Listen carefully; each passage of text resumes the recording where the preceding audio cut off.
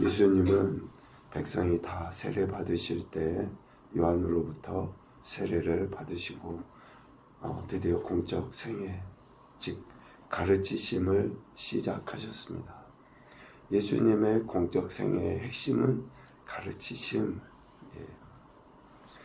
다시 말하면 천국 복음을 전파하신 거죠. 그러니까 예수님께서 이 땅에 오신 목적은 뭡니까? 하나님 아버지의 사랑하는 아들로서 하나님 아버지께서 기뻐하시는 그 일, 곧 하나님 나라를 전파하시기 위해, 그 나라를 가르치시기 위해 이 땅에 오셨다.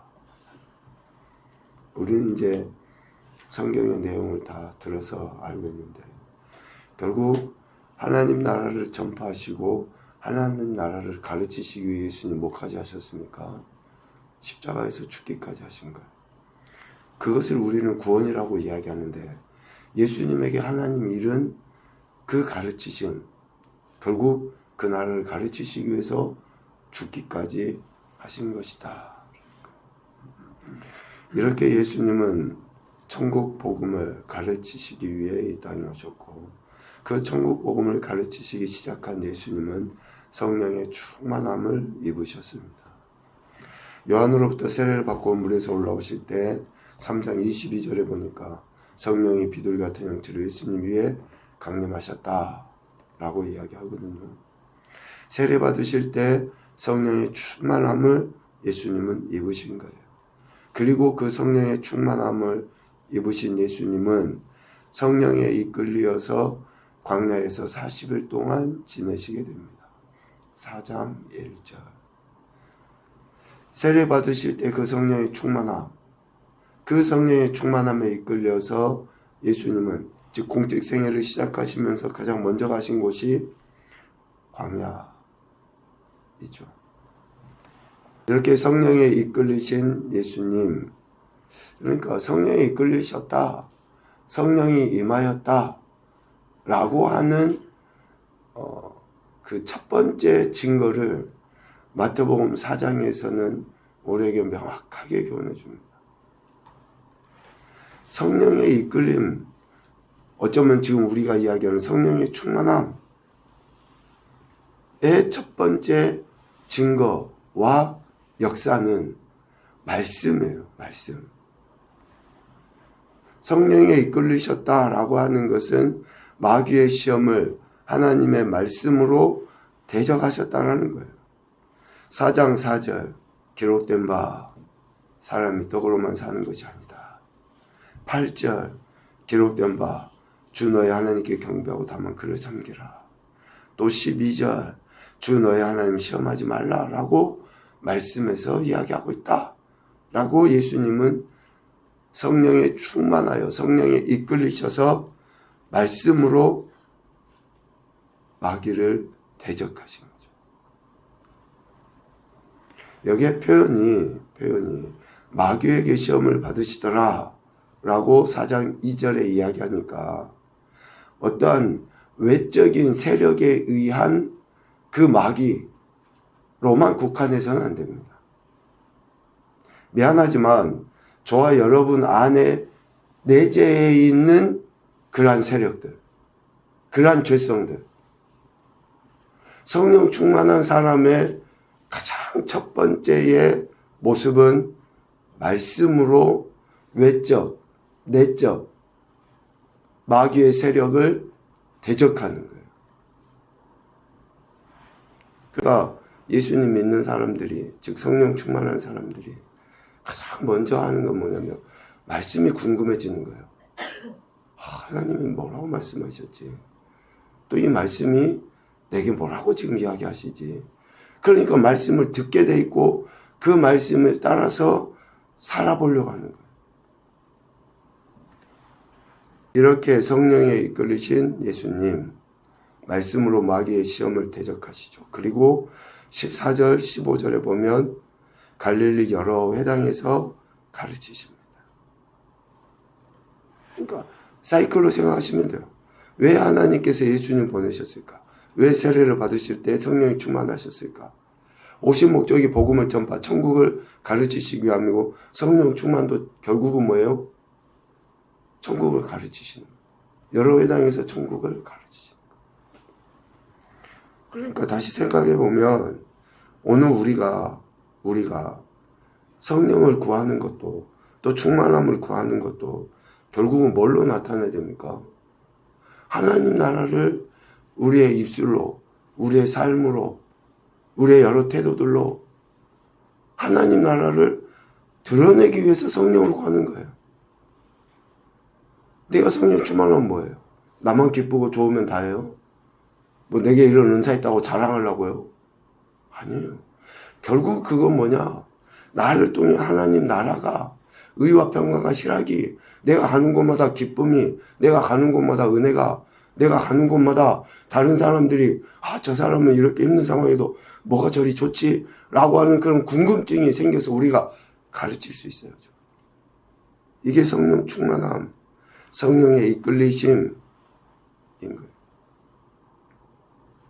하나님의 아들이심에도 성령 하나님께서 행동하도록 하신 것에 예수님은 순종하신 거예요. 중요한 이야기를 하겠습니다. 성령 하나님은 예수님의 행동의 동기였어요. 오늘 사도들이 활동할 때 사도들의 행동의 근거가 뭡니까? 원인이 뭐예요? 성령. 그러니까 오순절 마가다락방 성령이 임하시고 나서 그들이 그런 행동들을 할 수 있었던 거예요. 예수님에게도 하나님이신 예수님이지만 그분이 이렇게 하나님 나라 복음을 전파할 수 있는 행동의 근거, 동기는 성령이에요.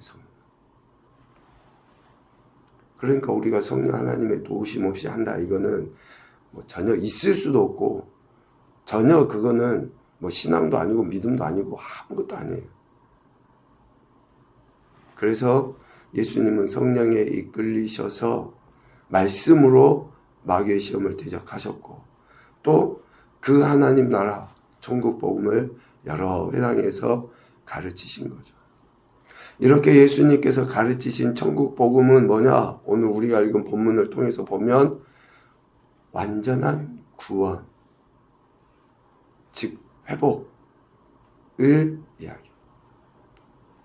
천국 복음이 가는 곳곳마다 완전한 회복이 일어나고 진정한 구원이 일어나요. 우리 개인의 삶을 먼저 생각을 해봐야 됩니다. 내가 예수님을 믿고 천국 복음을 받아들인 존재라고 할 때에 내 안에 이런 진정한 회복이 있는가? 즉 구원의 은혜를 내가 누리고 살아가고 있는가? 누리는 것이 먼저입니다. 예수님은 가르치시는 것이 먼저셨죠. 왜?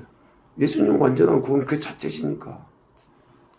그 가르치심을 받은 인생들은 누리는 것이 먼저예요. 누리는 것이. 우리가 다른 사람에게 뭘 증거하기 전에 아니 내게 있어야지 증거를 하죠. 내게 기쁨이 있어야지 기쁨이 드러나죠. 내가 진짜로 감사가 있어야지 그 감사가 다른 사람에게 전염이 되죠. 아니 진짜 내 안에 기쁨이 있냐고요. 그러니까 천국 복음의 그 가르침은 이러한 회복, 이러한 구원을 드러내게 하는 거죠.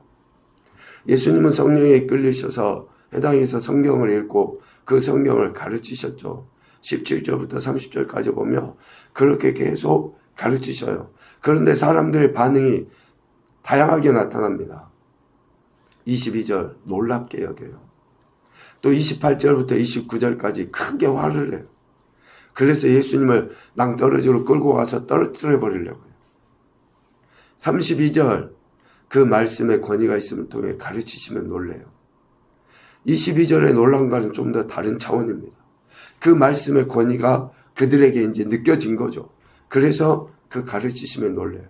37절 예수님의 소문이 그 근처 사방에 퍼지게 돼요.